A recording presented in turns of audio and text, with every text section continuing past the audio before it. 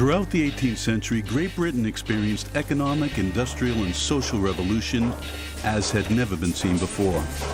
It invented new means of production, new machines, and a new class of workers to serve these machines and their owners. Exploited, underpaid, deprived of the freedom of association, the right to strike, and the right to vote, hundreds of thousands of these women and men possessed nothing but the strength of their arms and the desire to be fully recognized as human beings.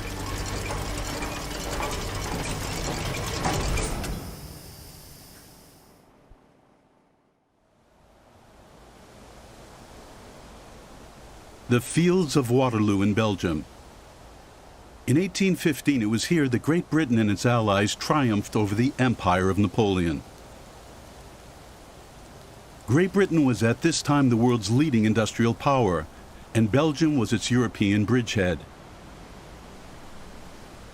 As a symbol of this partnership, crowning this pyramid is a 26-ton cast-iron lion, produced in a Belgian steelworks founded by an Englishman in Seraing, near Liège.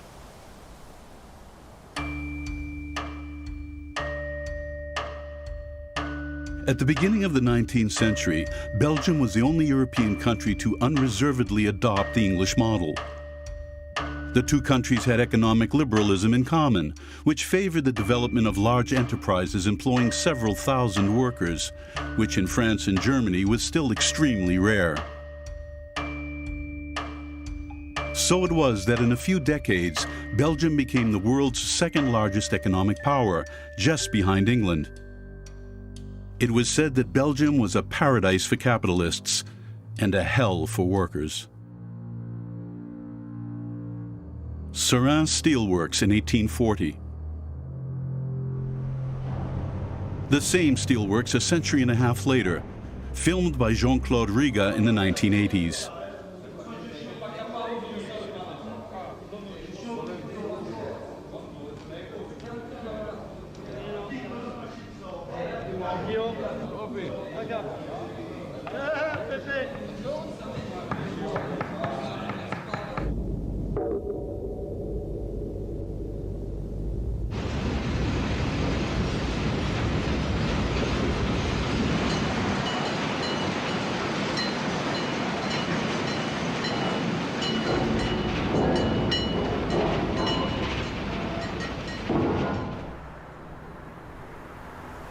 The steelworks closed in 1990.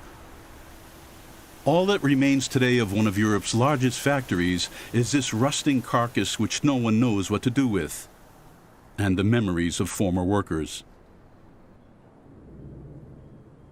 Au fourneau, c'est vivant. Vous chargez de la matière par le dessus, la matière descend dans le haut fourneau, il y a toutes sortes de réactions avec les gaz qui se font. Et en dessous, la matière sort bien ou elle ne sort pas bien. Et donc, des fois, la température idéale, c'est 1480 degrés. Mais des fois, on chutait en dessous des 1400 degrés. Donc, alors là, les matières ne s'écoulaient pas bien, quoi. Et c'est là que les journées étaient les plus difficiles.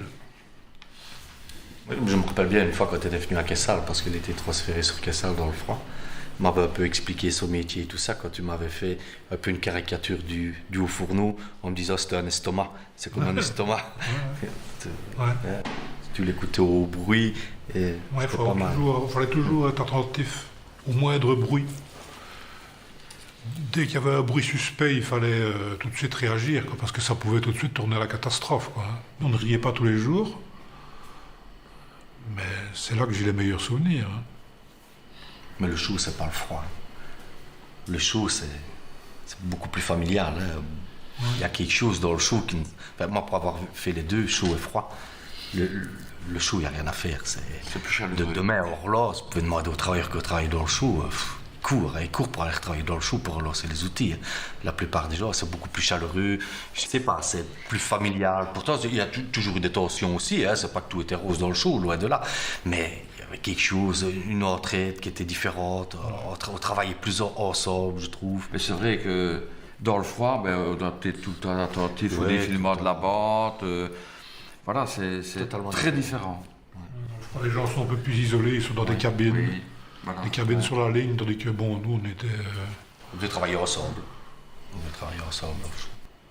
Et après, maintenant, le dernier plan de restructuration de M. Mittal, on était en cours de trop, donc il a fallu licencier du personnel. Donc voilà, ça a été la porte. Après 30 ans de sidérurgie. Et maintenant? Maintenant, j'ai retrouvé du travail, je suis reconverti dans la logistique et le transport. Voilà, à 53 ans, c'est pas mal. Parce que bon, il y a déjà beaucoup de jeunes qui ne trouvent pas de travail. Donc voilà, je peux m'estimer heureux, quoi.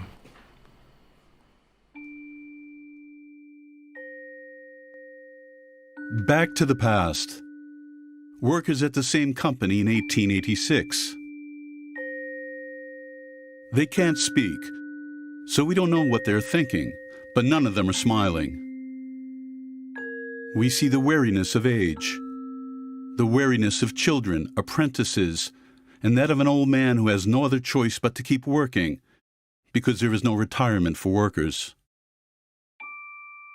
20 years earlier still, 1868, workers at the same foundry. An extraordinary portrait gallery dreamt up by the directors to show off the company's wealth in terms of human material.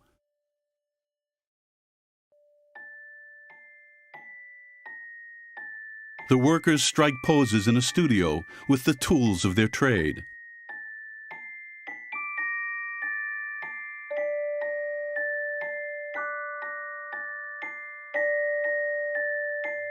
The images show us what they do, but not how they live. They lived crammed into the new slums of the industrial cities, like those in Glasgow. Unhealthy ghettos, hidden from the eyes of the happiest classes, sometimes a single street away. Dilapidated houses, rented out for fortunes by unscrupulous landlords. The exploitation came full circle.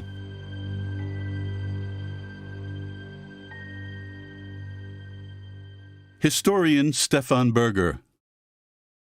Some of the housing was built by the employers. Some of the housing was built privately, but usually the idea was to cram as many workers into a house as possible, and therefore also to follow the new capitalist logic of making profit from housing.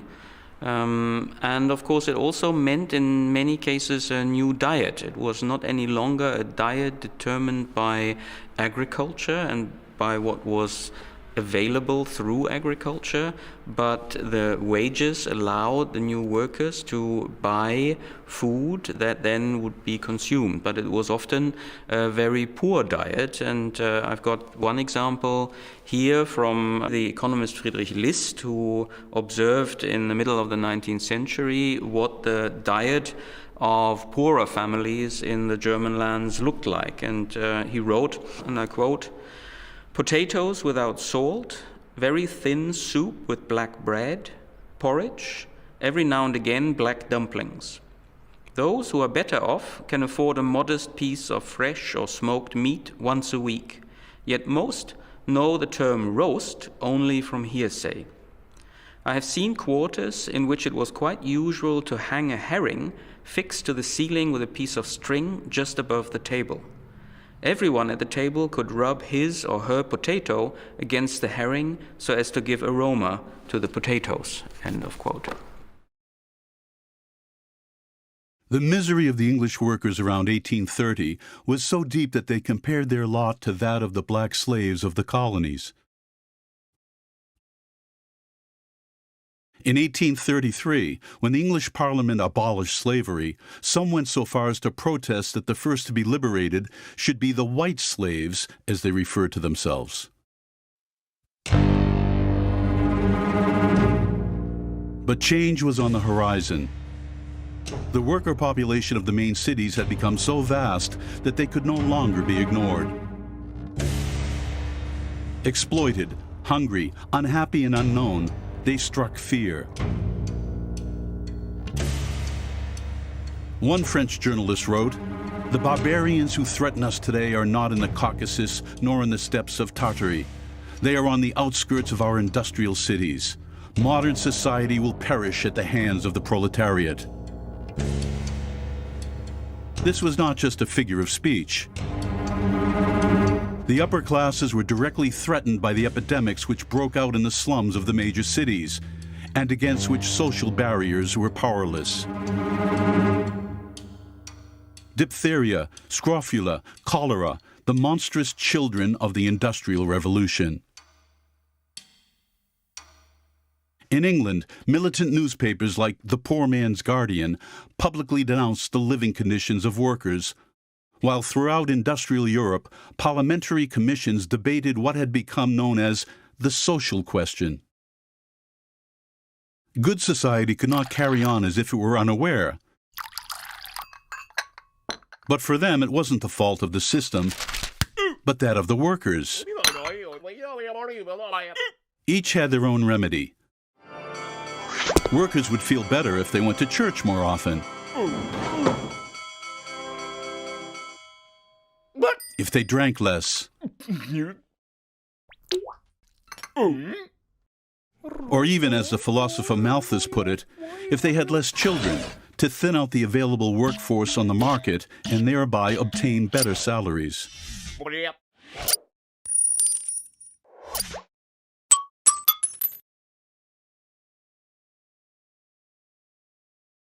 English reformers initially took a pragmatic approach by attacking child labor, as denounced by Charles Dickens in his 1837 novel Oliver Twist. At the time, tens of thousands of children carried out subservient work in textile mills and mines.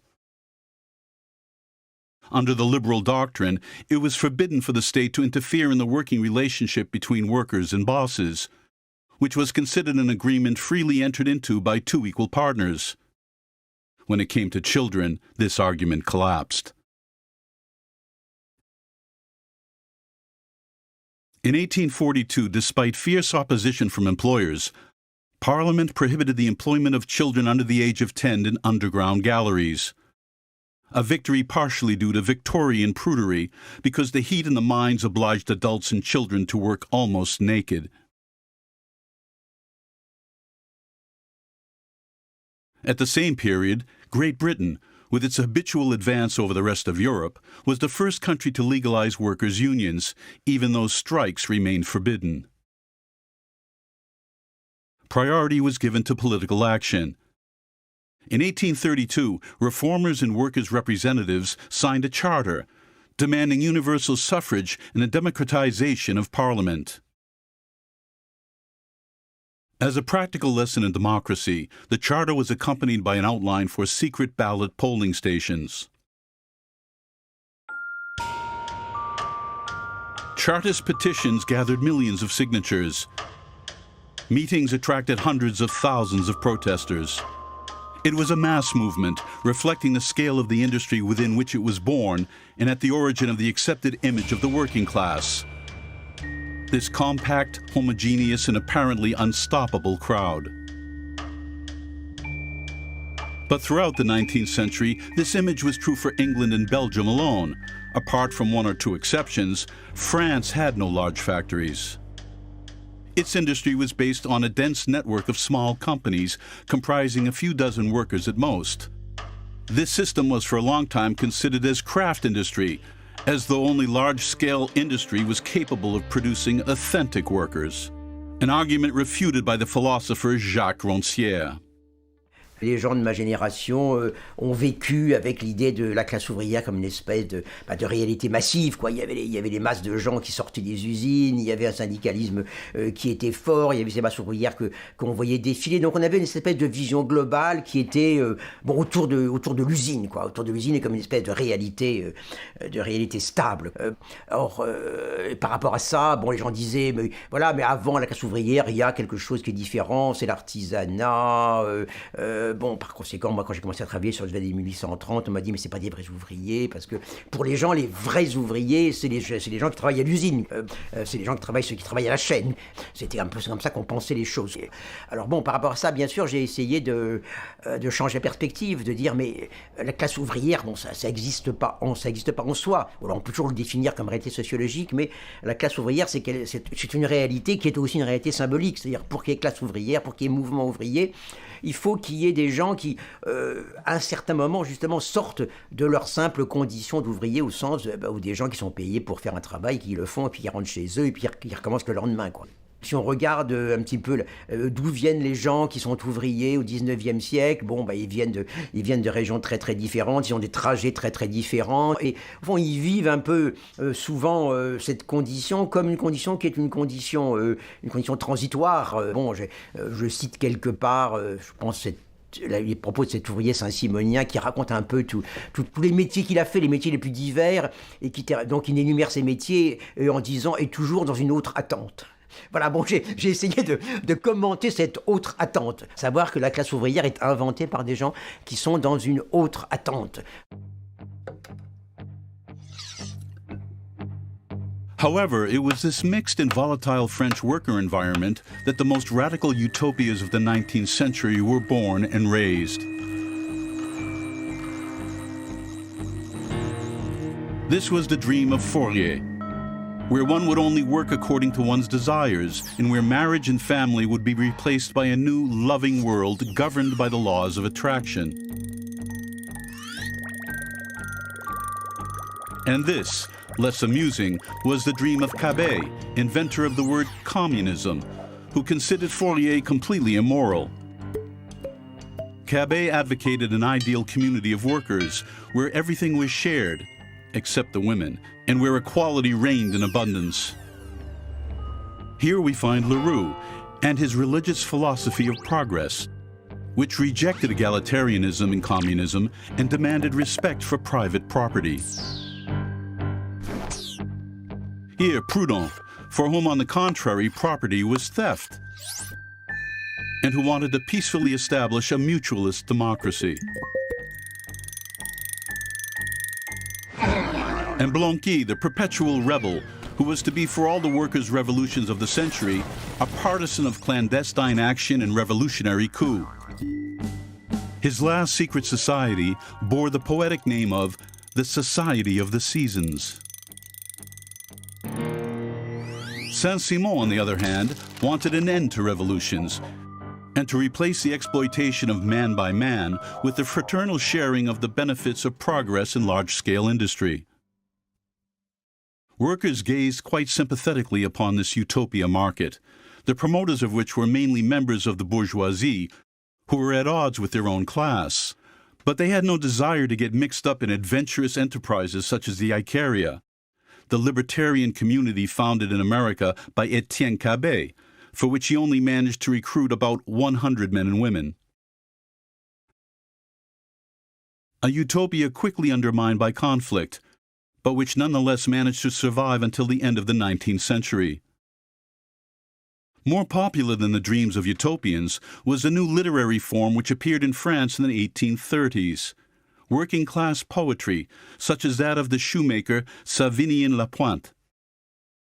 These working-class poets, who worked by day and wrote by night, chose to express themselves in the noble tongue of bourgeois writers. The misery of the worker, chanted in Alexandrine verse. The concept might provoke a smile, but workers related to it, as with this song by Pierre Dupont, which was referred to at the time as the Marseillaise of the workers. Nous dont la lampe le matin au clairon du coq se rallume, nous tous qu'un salaire incertain ramène avant l'aube à l'enclume, nous qui des bras, des pieds, des mains, de tout le corps luttons sans cesse, sans abriter nos lendemains contre le froid de la vieillesse. Quels fruits tirons-nous des labeurs qui courbent nos maigres échines? Où vont les flots de nos sueurs? Nous ne sommes que des machines. The insistence of this recurrent we is the growing awareness of a common identity, despite the disparity of standing in professions. Outside the workplace, this became apparent in the clothing which was worn. The blouse, which was common in France in the middle of the 19th century, designated the worker. The suit designated the bourgeois. Blouses were often worn with the sleeves rolled up because the workers showed what they had to sell, their strength. The bourgeoisie, on the other hand, were always covered from head to foot when in public. Until the middle of the 19th century, access to the Tuileries Gardens was forbidden to those in blouses and exclusively reserved for those in suits. But with developments in the textile industry reducing the cost of clothing, workers in their Sunday best could look like the bourgeoisie when there was a holiday. As a reaction to this, the young bourgeoisie began to venture out disheveled and unshaven. On the other hand, if workers started wearing their blouses even on a Sunday by means of affirming their identity, any perspicacious police commissioner might see it as a sign of seditious intent.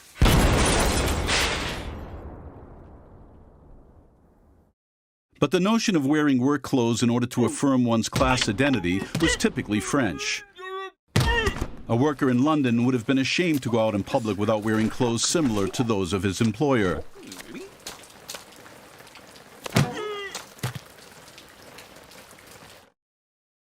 However, one point in which English and French workers had in common was a certain resistance to work dating back to the 18th century. Saint Monday was an extra day of rest which they afforded themselves without asking for anyone's permission. This custom, also prevalent in Germany under the name of Blue Monday, was the subject of comic illustrations. Here, a wife punishes her lazy, drunken husband. And here, workers take advantage of the rest day to beat up the bourgeoisie. This underlines the subversive nature of this anomaly in the industrial New Order, which carried through into the early 20th century. The factory owners were very keen in implementing order in the factories. So the new factory regimes had a very tight time schedule. Everything had to work according to the rhythm of the machines. So everything in the factory was timed. From the beginning of work to the end of work, breaks had to be timed. Even if you wanted to go to the toilet, this had to be timed, and it was strictly controlled. If we think about a company like Krupp, already in the middle of the 19th century, they actually employed people to control how long workers spent in the toilet. So the workers tried in many little ways to undermine the new rhythm of the factory, to stay at the toilet for longer, to not start work on time, to try and have some kind of sneak little breaks in the middle of the work, even sometimes to sabotage the machines in order to stop the rhythm of the factory. So there were many different ways in which workers were trying to have their own rhythm against the rhythm of the machine, against the rhythm of the factory.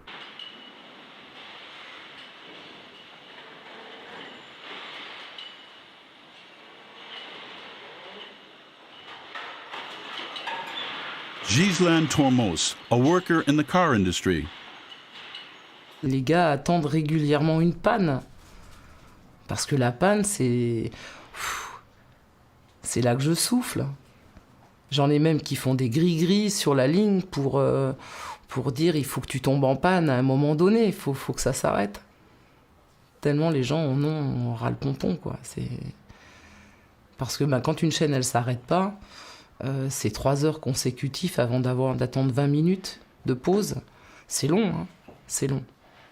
Entre la fatigue, entre vous avez soif, vous avez faim, le café qui est indispensable. Maintenant, on n'a même plus le droit d'aller boire un café. C'est 2 minutes réglementaires. Et si tu veux y aller une deuxième fois, il faut demander à ta hiérarchie. Donc si elle refuse, tu restes en poste. C'est pareil pour aller uriner. Ils ont institué que ce serait que 2 minutes pour aller aux toilettes. et une seule fois.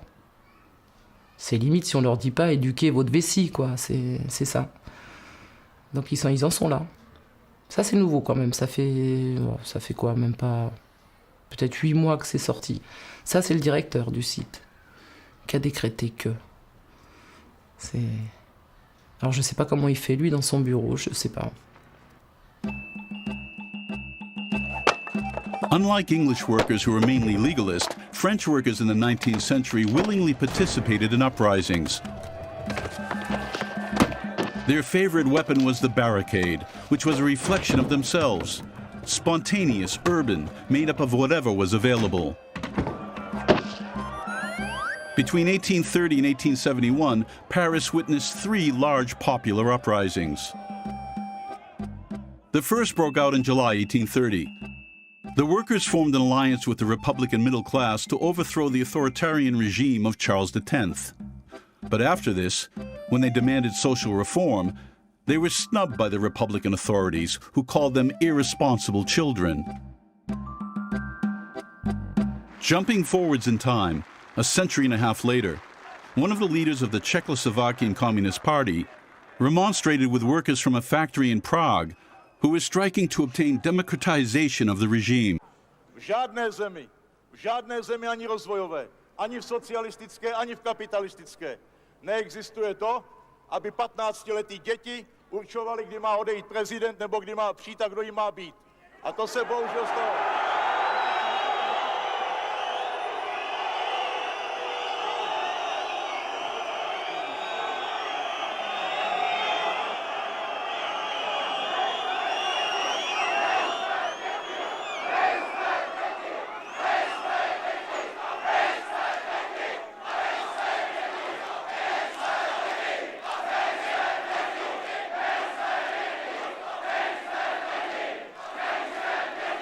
J'ai plusieurs fois commenté ce texte de 1829 d'un écrivain français, Ballanche, qui réécrit la sécession des plébéiens romains sur l'Aventin, quoi. Où ce qui devient important, c'est pas le fait que les plébéiens ont des revendications, c'est le fait qu'ils veulent être entendus comme des êtres parlants. Et pour les patriciens, bien sûr, c'est impensable, parce que pour eux, les plébéiens, c'est des espèces d'animaux, bon, ils peuvent éventuellement grogner, mais qui ne parlent pas.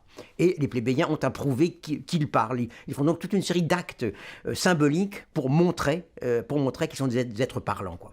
Or, c'est un texte qui a eu beaucoup d'influence à l'époque et qui véritablement, on peut dire, correspond très fort à ce que les gens ressentent, ce que les gens ressentent en 1830 sur le pavé parisien, qui ressentent en 1831 lors des insurrections lyonnaises, qui ressentent dans toute cette période, quoi. À savoir que désormais, ils veulent être entendus comme des êtres parlants, comme des êtres qui eux aussi ont, on peut dire, au fond, une capacité de penser les choses de la communauté et d'instituer comme une espèce de discussion sur cette communauté. During the 3 days of the 1830 revolution, classes and symbols intertwined. In the famous painting by Delacroix, the urchin wears a middle-class waistcoat and the bourgeois the trousers of a worker. As for the blouse-wearing worker, he appears to be waiting for Marianne to accord him justice. But once the political revolution was won, the bourgeoisie imposed the return to order. The powerless workers had to renounce the social revolution. 18 years later, in February 1848, the same scenario was played out once more. The middle class and workers, having once again become allies, overthrew the monarchy of Louis Philippe and proclaimed the Republic. To occupy and feed workers during the deep economic crisis caused by the revolution, the Republican government created a system of public works, national workshops.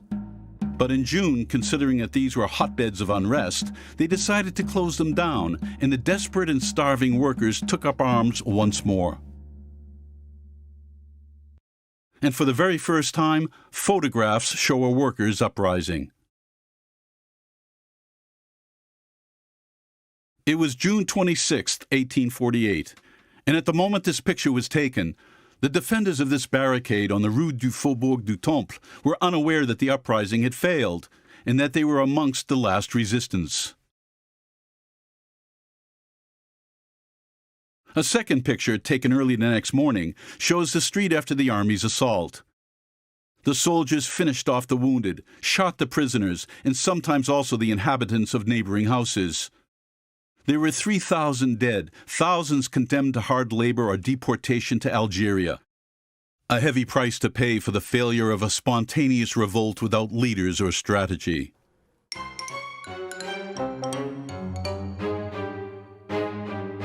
The barricades of the days of June 1848 were like these haphazardly thrown stones. Spontaneous, set up to defend the street and neighborhood, uncoordinated, with neither goal nor strategy. They only lasted 3 days.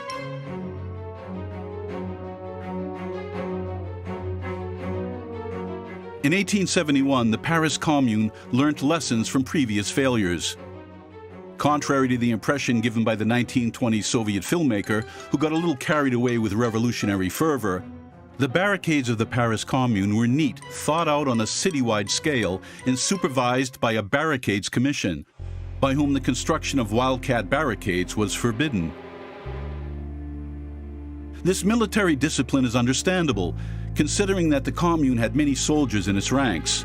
It was born out of the 1870 war against Prussia, and the French defeat which brought about the fall of the Second Empire. Refusing the terms of the armistice, which demanded that Paris give up its cannons, the Parisians kept them and chased off the new Republican government, which fled to Versailles. During the 72 days of its existence, the Commune indulged in some spectacular events, like the adoption of the red flag and the destruction of the Vendôme column, a symbol of the overthrown empire.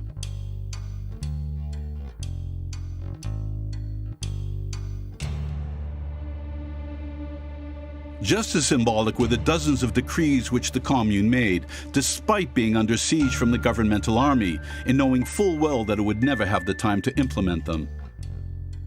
A decree about rent remission, a decree about the separation of the church from state, a decree about free schooling and scholastic supplies, about the suppression of night work for bakery workers, about the Natural History Museum, about the creation of a workers' union chamber, about a new market on the Place Monge, about the organization of a great concert in aid of the wounded and prisoners on Thursday, May 25th, when the troops of Versailles were in the process of taking back the city. The Commune was crushed in one blood-stained week, the Semaine Sanglante, at the cost of 7,000 dead. After the massacres came the insults. In this series of stereoscopic images entitled Le Sabbat Rouge, the Commune is depicted as an orgy of infernal demons, sorcerers, and witches.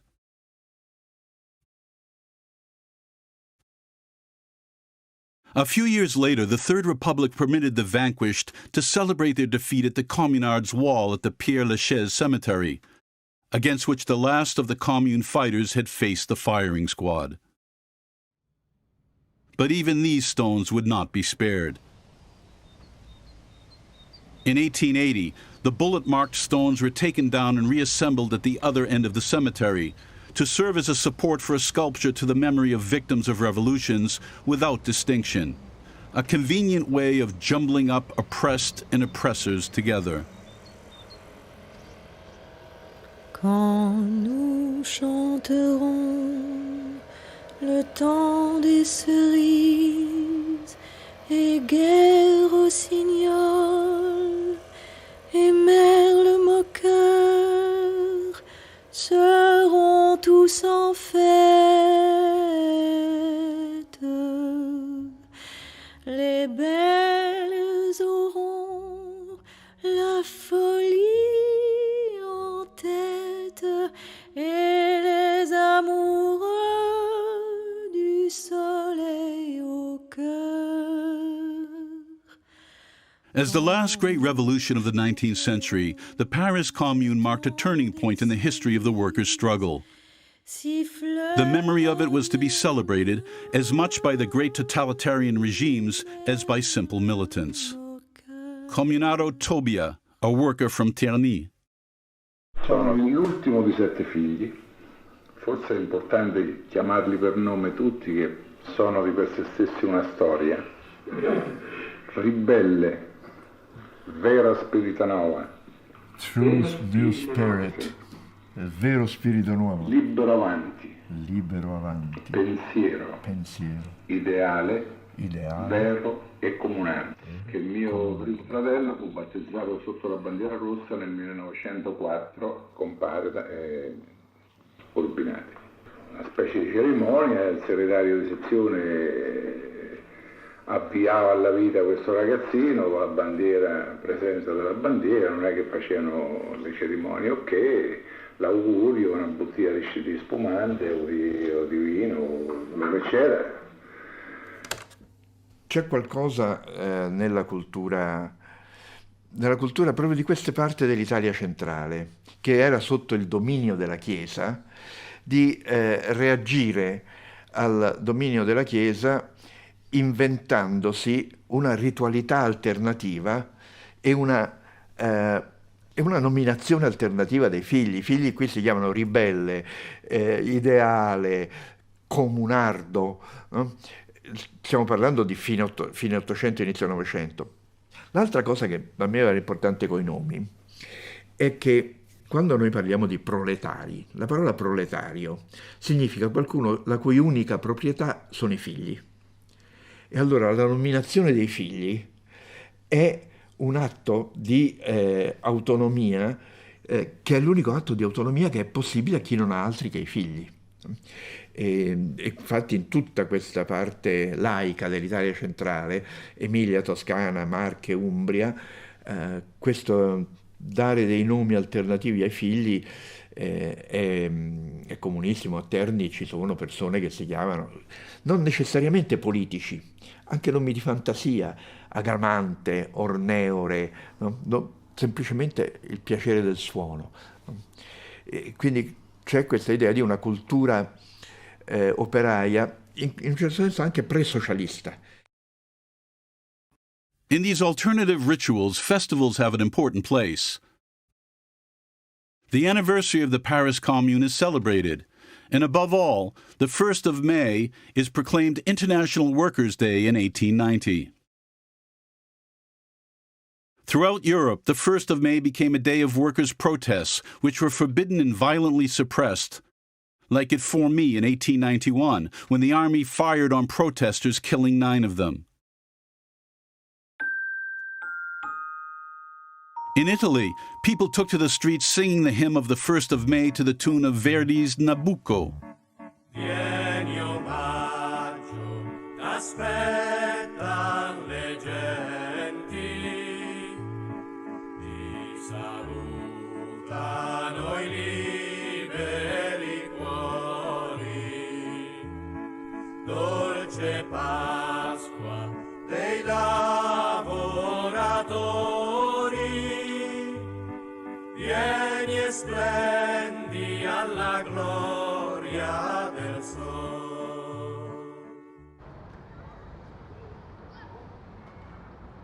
Other, less passive songs celebrated the struggle of the great revolts, like that of the weavers of Lyon in 1832, who fought the army on the streets of the Croix-Rousse to the cry of "Live working or die fighting," an uprising immortalized by the famous Chant de Canut. Notre règne arrivera quand votre règne finira. Notre règne arrivera quand votre règne finira. Nous tisserons le linceul du vieux monde, car on entend déjà la révolte qui gronde. C'est nous les canuts, nous n'irons plus nus. But in reality, this song was composed 60 years later by the anarchist songwriter Aristide Bruant, taking inspiration from a poem by Heinrich Heine dating back to 1844 and celebrating a different revolt, that of the German weavers of Silesia. This was another revolt in desperation caused by famine, spontaneous and disorganized, suppressed by the army after 3 days of demands and looting. However, this revolt, reconstructed here in the 1920s German film The Weavers, had its own song, composed by the weavers themselves, Le Blutgericht, the Tribunal of Blood. A song in the form of a sermon, referring to the exploiters as mischievous demons and sons of Satan. 2 revolts, 3 songs, which became intermingled over the years in the twists and turns of workers' memories. And as if this wasn't enough, here is something written at the time by a young German exile taking refuge in London. Not one of the workers' uprisings in France or England has been of such theoretical or knowledgeable character as that of the weavers of Silesia. Signed, Karl Marx. When he wrote these lines, Karl Marx was still just a young German revolutionary living in exile in London. But the theories which he elaborated in the following years were to throw their shadow over working-class history as a whole for the century to come.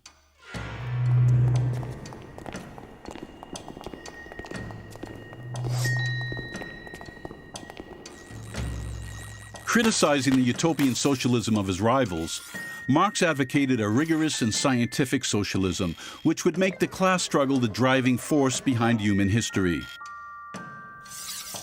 This struggle was to set up the bourgeoisie, owners of the means of production, in opposition to the proletariat, which owns nothing but its workforce.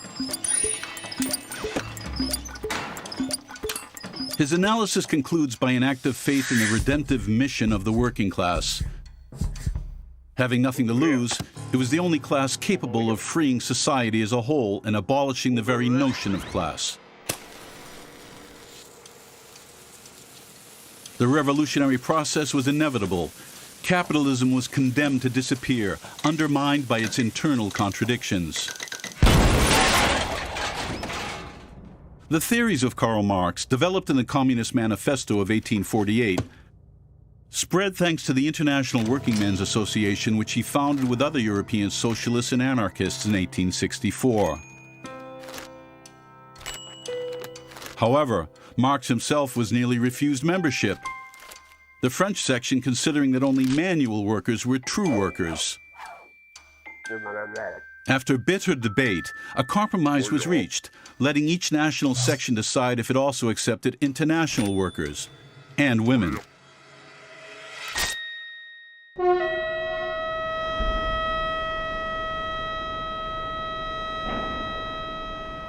From 1870, Marx rejoiced in the victories of the Prussian army over France. They underlined the new status of Germany, an essentially rural country, which in the space of 20 years had become an industrial superpower. An example of this metamorphosis were the Krupp factories which produced the cannons which had bombarded Paris. For Marx, the new German proletariat was theoretically superior to any other. It was therefore with pleasure that he wrote of the envisaged move of the center of gravity of the European social movement from France to Germany. After the defeat of France and the failure of the Commune, the facts seemed to agree with him. In 1875, the Social Democratic Party of Germany was founded, which became the first mass workers' party, numbering up to 1 million members, the prototype of the great parties of the 20th century.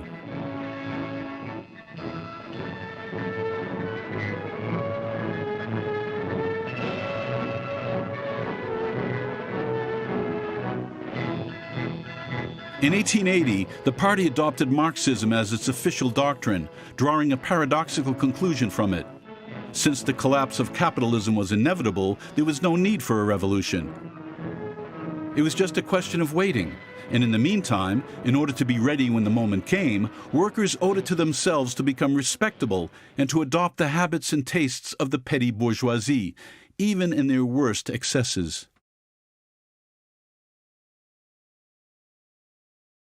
The ideas of the working class that are championed by social democracy also work very much with the differentiation of different parts of the working class.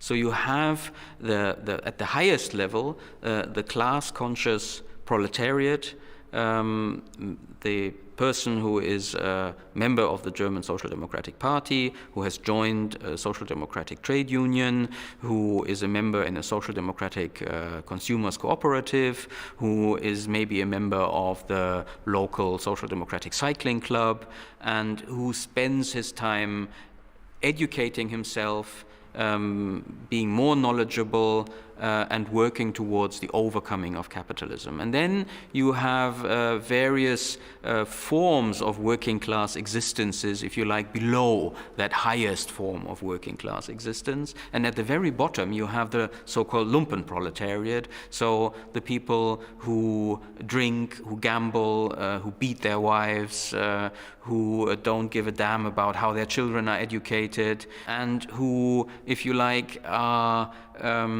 betraying the mission of their own class in the eyes of German social democracy.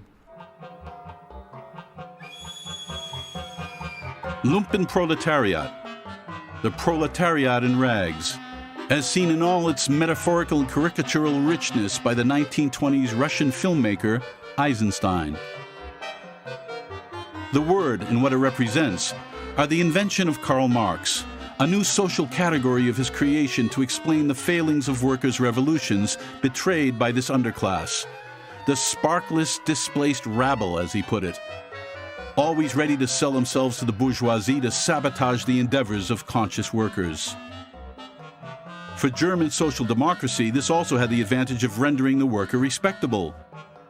The unfortunate underclass was the unique heir to all the faults which the 19th century bourgeoisie had attributed to the working class as a whole. A more complex image of the German working class was revealed by an astonishing sociological study carried out by a dissident social democrat in 1910. He sent 8,000 questionnaires to steel and textile workers. We learned from this that they read Darwin, Marx, Nietzsche, the Bible, and crime novels, but they also spoke of their conditions and their hopes. Ich wünsche ein anderes, menschenwürdigeres Leben zu leben. Denn dieses Leben unterscheidet sich nicht viel von dem Leben eines Sklaven oder Lasttieres. Und da ich dieses andere Leben nur durch die Erringung der Freiheit bekommen kann, so wünsche ich nichts sehnlicher, als dass man endlich den Kampf für die Freiheit wagt. Und für diesen Kampf wünsche ich mir nur dies eine, lieber Tod als wieder Sklav. But the best-intentioned investigator cannot know everything. It took a young German evangelist preacher, becoming hired as a simple, unskilled worker in a large factory, to discover the practices which the historian Alf Lütke called Eigensinn, a sort of worker's aloofness.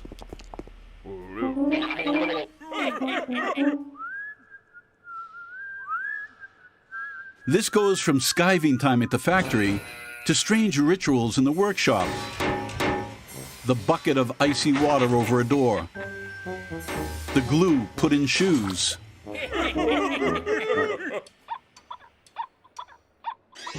The Polish kiss, where a worker spends long minutes rubbing his rough and prickly beard against the cheeks of an unshaven worker.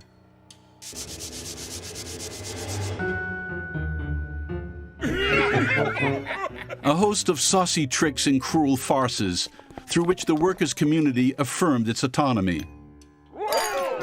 Thomas Lindenberger, a historian. Das ist ein Eigensinn, der sozusagen sehr schwer zu expropriieren ist. Er ist unhintergehbar. Das ist ein bisschen die Idee dabei. Und die Idee dabei ist auch, dass das natürlich Momente sind, die das Leben können in einer solchen Position der Abhängigkeit ermöglicht, ein Stück weit diese Abhängigkeiten erträglich macht. Insofern, Eigensinn ist nicht automatisch identisch mit einer Haltung oder einer Taktik, ich sag mal, des gezielten Widerstands gegen das Herrschaftsverhältnis selbst. Nein, es kann auch die Ermöglichung des Lebens im Herrschaftsverhältnis sein und ist es meistens auch.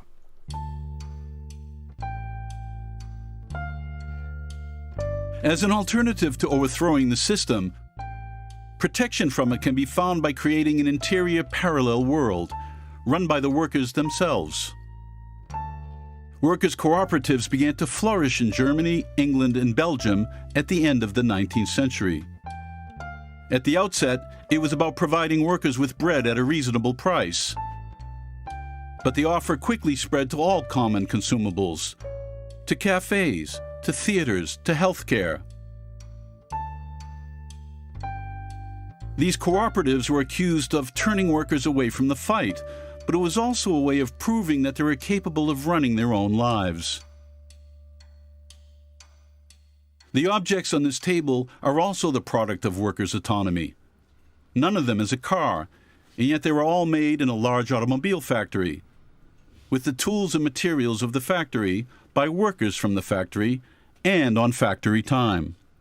In France, this sort of side job is best known as perruque ouvrière, literally the worker's wig, a productivist version of Eigensen. Robert Cosmont, a former worker at Renault. Ouais, une des perruques techniques qu'on a pu faire à plusieurs, parce qu'on ne faisait pas de la perruque individuellement, mais on a travaillé en équipe, c'est ce petit éléphant qui est en plusieurs morceaux. De mémoire, c'est 11 pièces, dont la clé pour le fermer, c'est les oreilles. Ce qui était rigolo, c'est que la fraise, ça permet de faire que des coupes à angle droit, et faire un éléphant tout rond avec que des angles droits, c'était un peu rigolo. Voilà, mais c'est au moins 40 heures de boulot. Hein, voilà. Dans cette même partie de l'atelier, il y avait un copain taulier qui a fait une petite brouette en cuivre, et l'intérêt de la brouette, c'est quand même qu'il a fait au marteau le rond de la roue, et que c'est pas fait autour, et qu'elle tourne pratiquement sans faux rond.